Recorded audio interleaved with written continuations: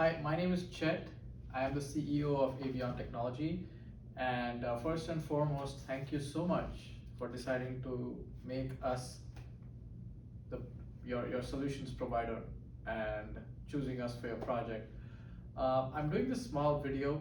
Um, it's essentially the distilled wisdom from having completed over 1,000 projects in the last 13 years.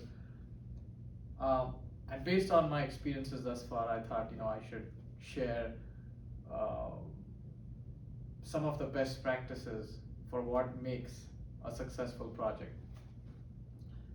So the first thing is web projects by their very nature are messy. They, I can count on the tips of my fingers the number of projects that I've worked with which have just gone like a butter through a knife. More often than not, projects are messy. They do involve a lot of back and forth, a lot of collaboration. Things do get heated sometimes, but in the end, they turn out okay. So the first thing I want you to know, now that we're starting a project together, that there will be points during this entire project management process when, you know, I wouldn't say you would want to pull out your hair, but there would be times when you would go through the gamut of emotions from frustration, annoyance, euphoria, exhilaration. So you would experience really the whole gamut of emotions, and that is very very normal, right? The second thing, there are a few things which I have seen which work and which will make sure you get to the other the finish line. The biggest thing is, like they say in real estate, it's all about location, location, location. Similarly, in our business, it's all about communication, communication, communication. The more frequently and the more lucidly that you will communicate, the better it is for everyone. 99.9% of all disagreements are essentially due to differences in perception, and those differences in perception usually happen out of miscommunication. So if there's one thing that will help your project get past the finish line in within the deadline and within budget, it's communication. The second thing is, there's a few best practices now that I've observed which will help you for sure. One thing is absence. Usually for most of our fixed bid kind of projects, we have ascertained the project's economics based on a certain deadline.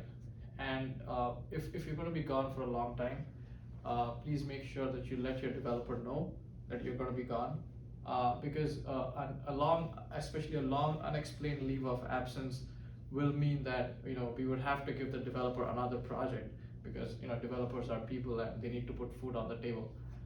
So we would have to assign him another project just to make sure that he's not sitting idle. And then when you come back, unfortunately, your developer, you might not be the developer's number one priority. To make sure that that does not happen, if you're going to be gone, just make sure you let us know that you're going to be gone from from this date to this date, so that we can schedule the development accordingly. The worst nightmare is when a developer is juggling multiple projects, and he has to do that to make sure that all the projects stay profitable. And to avoid that, again, like I said, if you're going to be gone for any length of time, make sure you let the developer know that you're going to be absent. The third thing, which usually leads to a little bit of a bumpy patch in project management, is scope creep.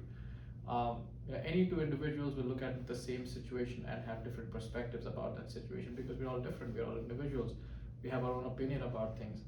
But unfortunately, in project management, where we're all working towards the same goal, a difference in perspective can lead to differences in how they want that thing to manifest. And to avoid that, it's a good idea to look at the project's documentation and the wireframing and make sure it matches your vision for the project. What does happen is that we've been through a journey in sales, we've spoken about a lot of things. Within the sales process, we try to capture everything, but we're humans, we cannot capture all the information that you have, which is why we create a project proposal and a scope of work.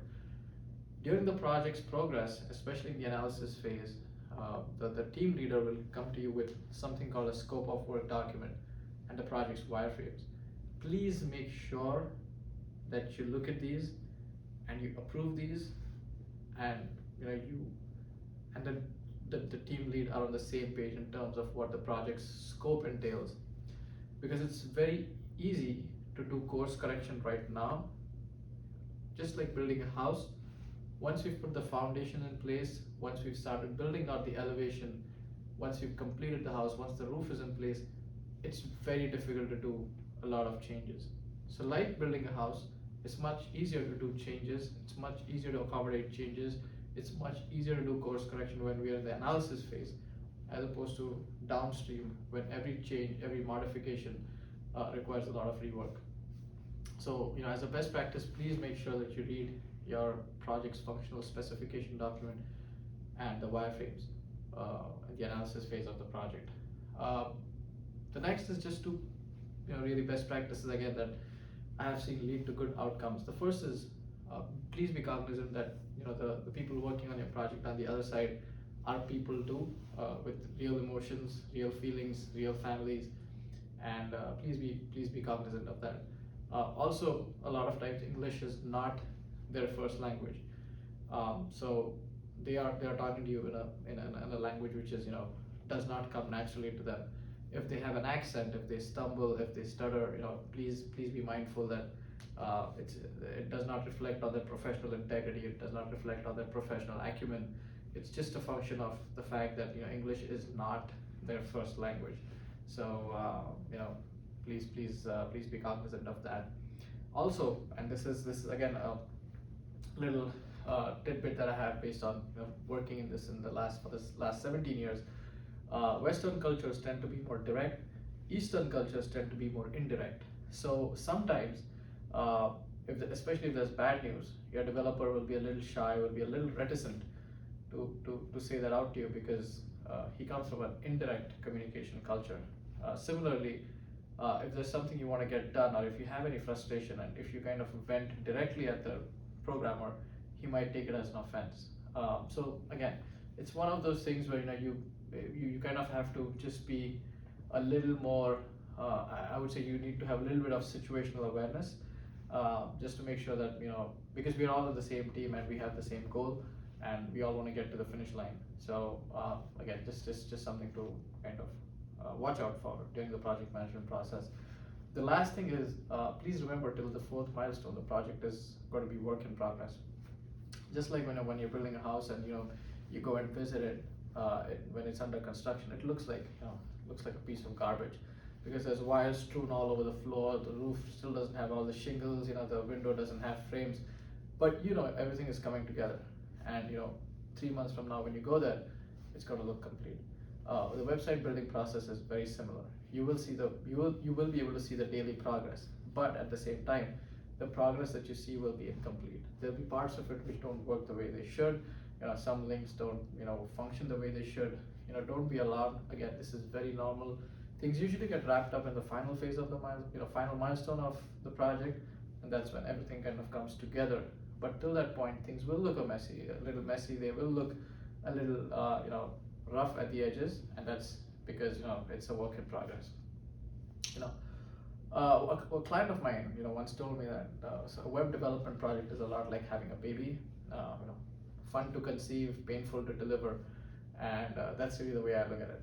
It's the planning part, dreaming part, that's the easy part, but the delivery, that's actually hard.